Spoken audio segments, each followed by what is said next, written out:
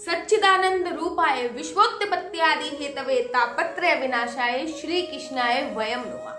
नमस्कार, मैं आशु परिहार। कैसे हो आप सभी लोग? आशा करती हूँ आप सभी मंगल में हो गए, स्वस्थ हो गए, अच्छे हो गए। जैसे कि आप लोगों को पता है कि आ गई है मेरे बाल गोपाल लड्डू गोपाल की जन्माष्टमी। अब जन्माष्टमी पे आप लोगों ने बहुत सारी वीडियो देखनी होगी कि ये करें, ये ना करें, ये करें, ये ना करें। लेकिन आप लोगों को पता है कि अगर आपने जन्माष्टमी पे तुलसी माता की परिक्रमा नहीं करी, तुलसी माता की पूजा अर्चना वंदना नहीं करी, तो आपको जन्माष्टमी का संपूर्ण फल प्राप्त नहीं होता है। कि बिना तुलसी दल के भगवान भोजन तक ग्रहण नहीं करते हैं, प्रसाद तक ग्रहण नहीं करते हैं। तो आप सभी लोग अनुमान लगा लीजिए कि बिना तुलसी के पूजा अर्चना के भगवान जन्माष्टमी कैसे ग्रहण कर लेंगे आपके घर की। अर्थात जन्माष्टमी का संपूर्ण फल तभी मिलेगा जब आप जन्माष्टमी वाले दिन सुबह से ही तुलसी की पूजा। मैं ये नहीं कह रही कि आपको बाल गोपाल लड्डू गोपाल की पूजा नहीं करनी, आपको बाल गोपाल लड्डू गोपाल की पूजा भी उतनी ही जरूरी है।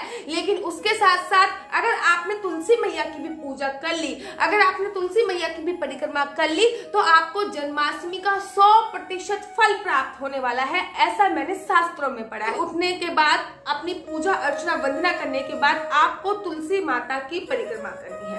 ठीक है, तुलसी मैया को बीच में रखिए। यहाँ पे भी आपकी पूजा की चौकी बनी होगी। जैसे कि मेरी ये आप फूल दिख रहे हैं, यहाँ पे मैं अपनी पूजा की चौकी बनाऊंगी क्योंकि मेरे घर में जन्माष्टमी की तैयारी प्रारंभ हो चुकी है। तो यहाँ पे मेरी पूजा की चौकी बनेगी। तो यहीं पे मैं बीच में यहाँ पे एक तुलसी जी का पौधा रखूंगी और उसकी 11 परिक्रमा मैं सुबह करने वाली हूँ। आपको भी यही करना है। आपको तुलसी माता की 7, 9, 11, 21 अपने सामर्थ्य के अनुसार परिक्रमा करनी है। तत्पश्चात आपको तुलसी माता को चुन्नी उड़ानी है। ये काम आपको सुबह करना है। तत्पश्चात आपको तुलसी माता को चुन्नी उड़ानी है और हरे रंग की और लाल रंग की मिक्स करके आपको चूड़ियां तुलसी माता को भेंट करनी है। तुलसी माता को भेंट करनी, तो सुबह सुबह आपको तुलसी का ये कार्य अवश्य करना है। उसके बाद आप जन्माष्टमी में जितने भी भोग बनाओ उसमें तुलसी दल अवश्य डालिए। साथ ही के साथ कहते हैं कि रात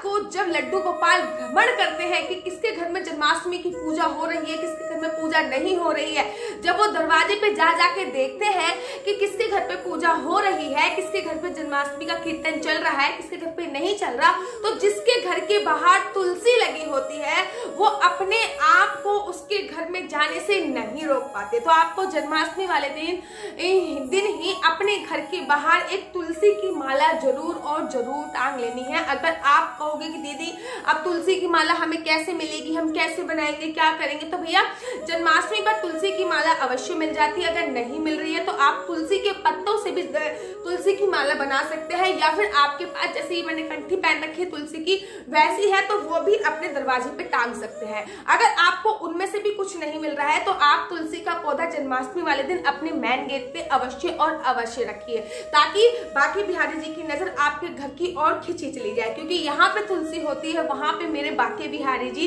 मेरे लड्डू गोपाल स्वतः अपने आप ही चले जाते हैं। ये काम आपको सुबह सुबह ही कर लेना है। स्नान ध्यान इत्यादि करने के तत्पश्चात आपको तुलसी की परिक्रमा करके उनको श्रृंगार का सामान अर्पित करना है, उनको लाल चुनरी चढ़ानी है और यहाँ पे भी आपका पूजा स्थल होगा, वहीं पे तुलसी माता को स्थापित कर देना है। साथ ही के साथ तुलसी की एक माला या फिर तुलसी का पौधा आपको एक घर के बाहर भी लगाना है। और आप लोगों को पता है कि अगर आप छोटी सी तुलसी की माला लड्डू गोपाल का श्रृंगार करने के तत्पश्चात उनको भी धारण कराइए तो आहा सोने पे सुहागा है। धारण कराने से अगर आपकी कोई भी मान्यता है, मान लीजिए कि आपके घर में कोई भी इच्छा है आपके कि आपका विवाह शीघ्र हो जाए, आपका प्रेम विवाह हो जाए, या फिर आपकी गोधरी हो जाए, या फिर आपकी संतान उत्पन्न हो जाए, आपके पति का काम चल जाए, आपकी आर्थिक प्रॉब्लम दूर हो जाए, आपके घर पे घर बंगला गाड़ी पैसा सबके सब आ जाए, तो आप इसी मनोकामना के साथ एक तुलसी की छोटी सी माला लीजिए। उसी दिन आप तुलसी की माला को बनाइए। आप तुलसी के पत्तों से भी वो माला को बना सकते हैं, तुलसी की डंडी से भी वो माला को बनाते हैं, और उसी कामना के साथ लड्डू गोपाल को वो माला अवश्य और अवश्य बढ़ाइए। तो आप ये विशेष ध्यान रखिए कि तुलसी की पूजा के बिना आपकी जन्माष्टमी की पूजा अधूरी मानी जाती है। और एक बहुत टॉप सीक्रेट बात मैं आपको बताने जा रही हूँ, शायद ये पूरे यूट्यूब चैनल पर आपको नहीं मिलेगी। वो टॉप सीक्रेट बात ये है कि आपकी जो भी विश है, जो भी तमन्ना है आपकी, जिस भी चीज की आपको लालसा है, उस दिन आप वो तुलसी में गड्ढा करके जरूर एक पेन से, सफेद रंग का कागज लेना है, लाल पेन से लिखना है, तुलसी में गड्ढा करना है, उसमें वो गाड़ देना है और तुलसी माता से प्रार्थना करनी है, हे तुलसी माता, हम सच्चे दिल से आज जन्माष्टमी का व्रत रख रहे हैं, आपकी पूजा अर्चना और वंदना कर रहे हैं, आप हमारी प्लीज ये मनोकामना जरूर और जरूर पूरा करना है। ऐसे करते हुए आपको थोड़ी सी तुलसी की थोड़ा सा गड्ढा करना है हाथ से और वो अपनी चिट तुलसी के गमले में जरूर डाल देनी है। आप देखिए आपका जब तक छठी और मेरे ख्याल से अगले साल तक आपको वो हैप्पी न्यूज जरूर और जरूर मिल जाएगी। ये ऐसे में उम्मीद करती तो देना कि बिना तुलसी के जन्माष्टमी का जो त्योहार होता है वो आधा होता है, वो अधूरा होता है। तो तुलसी पर जन्माष्टमी की आपको जन्माष्टमी पर तुलसी की भी पूजा अर्चना वंदना करना बहुत बहुत ज्यादा आवश्यक होता है। तब तक के लिए मुझे दीजिए इजाजत। राधे राधे, जय श्री कृष्णा, हरि बोल।